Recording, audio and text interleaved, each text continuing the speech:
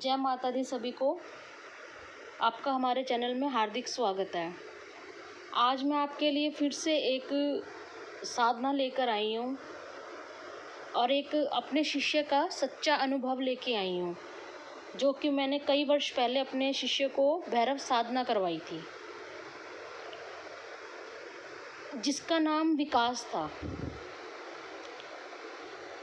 उसको मैंने 21 दिन की साधना करवाई थी।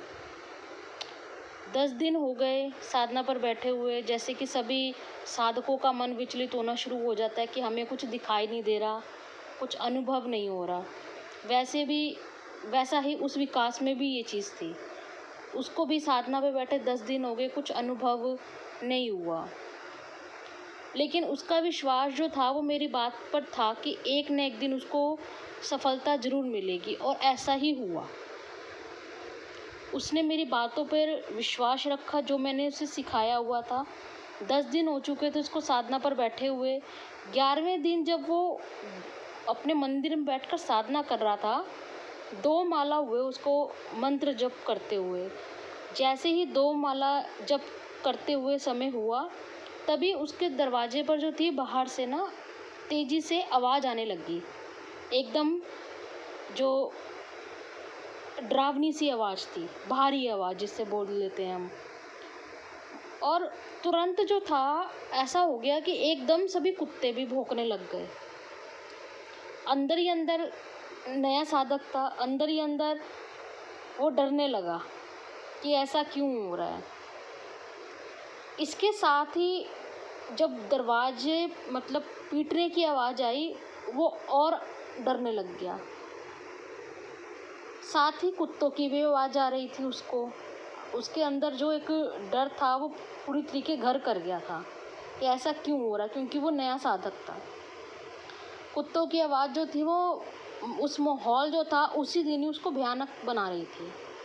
और साधना से तो वो उठ भी नहीं सकता था, ना वो पूछ सकता था कि दरवाजे पे कौन है, क्योंकि वो मंत्र जप कर रहा था और वो अपने घर में अकेला था।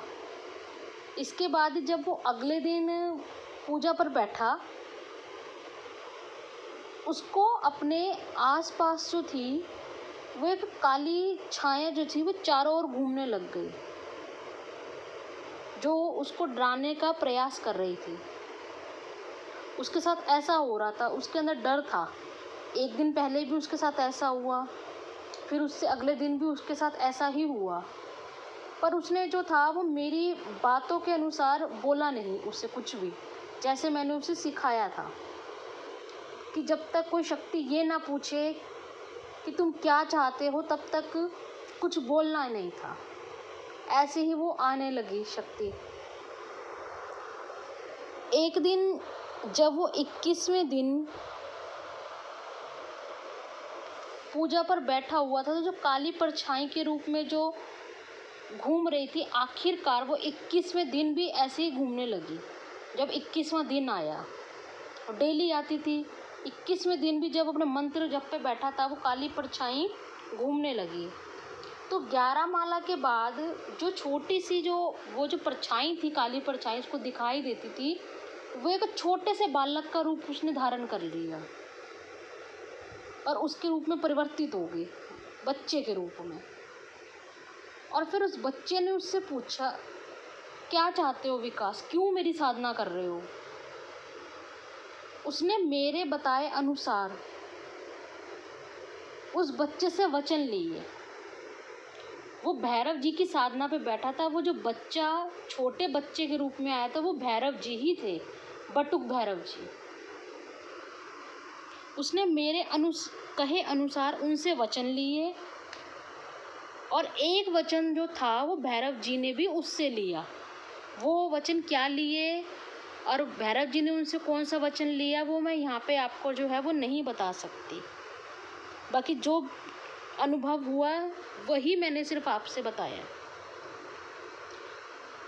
इसका मतलब मेरा बताने का, सिर्फ अनुभव बताने का यही था कि जो भी नया साधक बैठता है साधना पर, अगर उसको 10 दिन साधना में अनुभव नहीं हो रहा, 20 दिन नहीं हो रहा, 40 दिन नहीं हो रहा है, तो उसको वो साधना छोड़नी नहीं है। वो साधना उसको करते ही जाना है, चाहे कुछ भी हो जाए, और अपने गुरु के कहे अनुसार ही चलना है, क्योंकि शक्ति परीक्षा लेती है। अब एकदम से कुछ ऐसा नहीं है कि वो आके खड़ी हो जाएगी, समय लगता है इन चीज़ों में। आपने साधना से उठना नहीं है, आपने करते ही जाना है। एक न एक दिन वो शक्ति प्रसन्न होकर आपके पास जरूर आएगी। आज के लिए बस इतना ही। जय माता दी सभी को।